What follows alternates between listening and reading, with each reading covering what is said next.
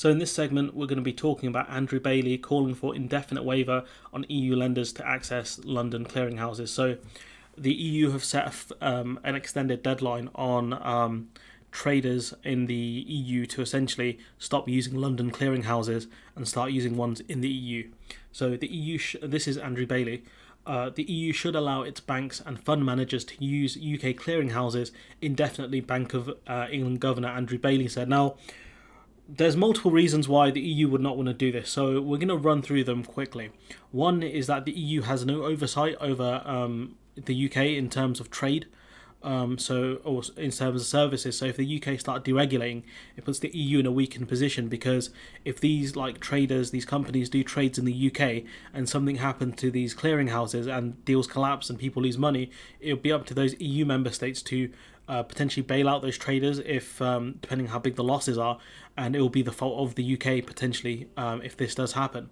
Also, the fact that Brexiters don't understand, and I'm going to need Kai to point this out for us, is that sorry, Grams, but seeing as the UK voted for Brexit and to leave the EU single market and customs union for goods and services, we're not teammates. We're competitors, and I want action. Hey! But yeah, Thursday, just weeks after the EU proposed extending temporary permissions by 3 years, because the EU are taking a safety-first approach here. They don't want to rush and try and take away as many as the UK's financial services as possible, because if it does collapse, it's going to be very, very damaging for the EU.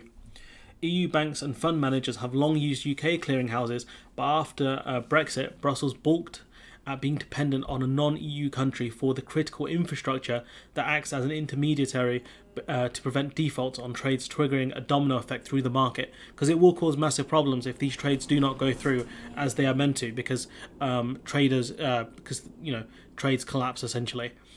The financial services industry is massive. And if that does collapse, we've seen previously the problems that it can cause. We saw it in 2007/2008.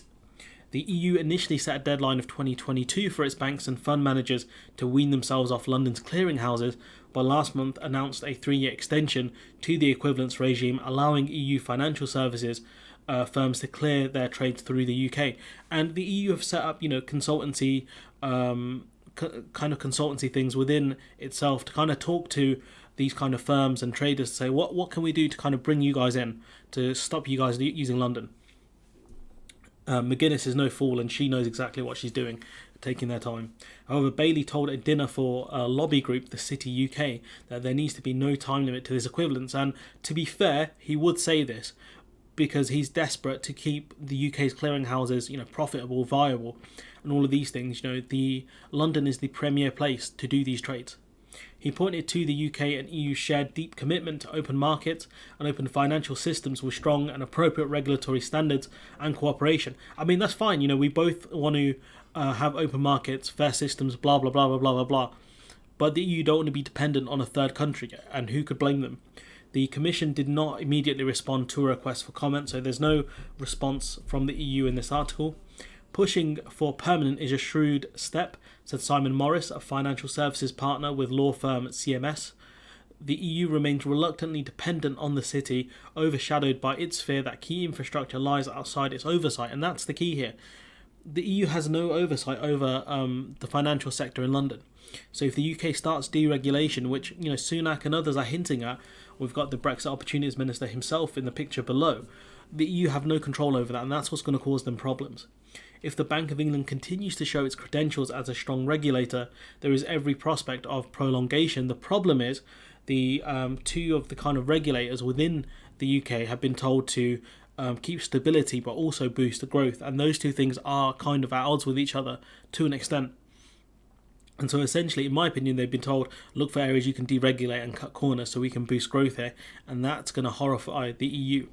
Despite the Commission's ambition to bring clearinghouses within the bloc, its banks and fund managers have been slow to transfer their activities to EU clearinghouses, which are much smaller than London's. Moving European clearinghouses to the EU would effectively split trading books in two, which is less efficient, and that's something where I don't know how the EU square that. The only way they could do that is if a large amount of trading moved to the EU, so they would be less dependent on London. I think the problem is companies don't want to move from London because they would have to, like the article says, split their books into and do trades in different clearing houses, which is less efficient according to them. That's kind of my interpretation of the blue bit. Some companies also argue that European clearing houses do not have the broad range of products as those available in London. London has a bigger stock exchange, and more companies are available on the London Stock Exchange than they are in other EU countries.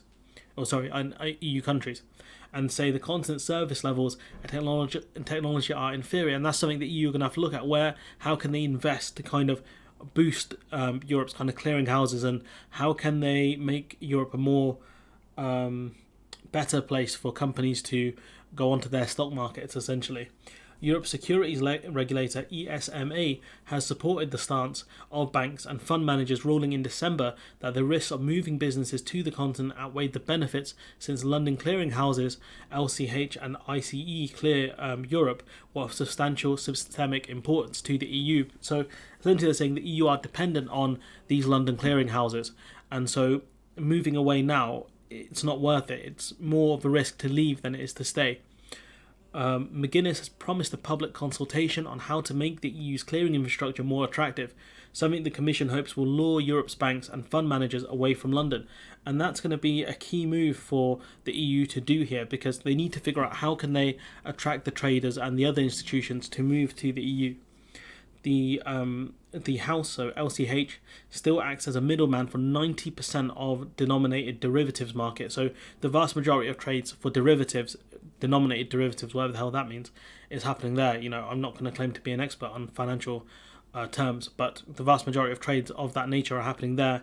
That's worth 91 trillion according to the data provider Ostra. And the thing is here, a massive amount of trade is happening here, and the EU are trying to take it away from the UK, but it's a very difficult thing to do.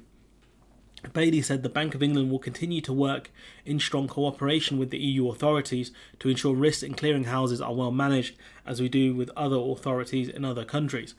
Andrew Bailey's an interesting character because he did previously talk about how Brexit has a chance to restore the city's independence. But yet he's talking about how he's going to try and keep the City of London kind of strong in a regulatory sense, so that the EU are less likely to kind of pull away access for EU traders. So Andrew Bailey has hailed Brexit as a chance to restore the city's independence as he prepares to take the helm of the Bank of England. This from 2020.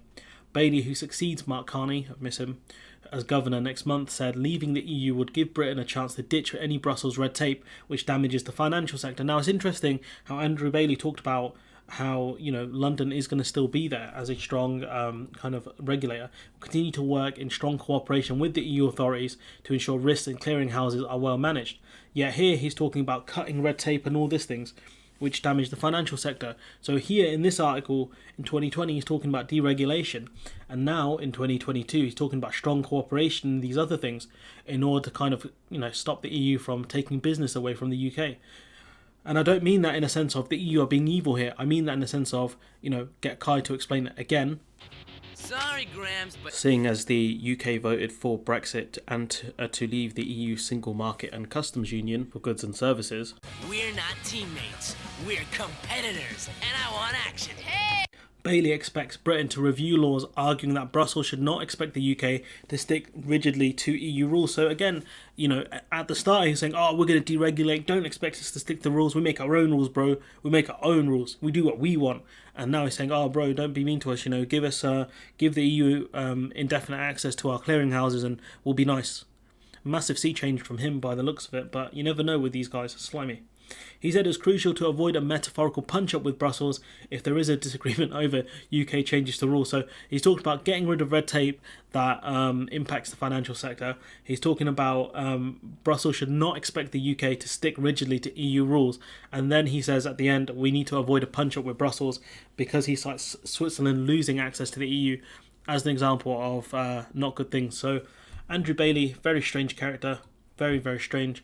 Point being is that he wants indefinite access for EU kind of traders to access London clearing houses. That's not going to happen. If he plays nice, the EU might keep it for longer, but the thing is the EU do need to set hard deadlines because of the fact that The EU don't want to be dependent on a third country, and that's the key thing here. And if the EU want to do that, they have to set hard deadlines. They have to talk to companies and say, look, after this, there's going to be no more extensions, no more chances. So you don't have access to London's clearinghouses anymore. So you can set up a subsidiary over there and struggle to bring the funds back here, or you can do the trades in the EU and we'll figure it out. But anyways, I'm going to leave it there. Let me know what you think in the comments below. Like, comment, share, subscribe. Support the channel on Patreon if you can. And hopefully I'll see you in the next one.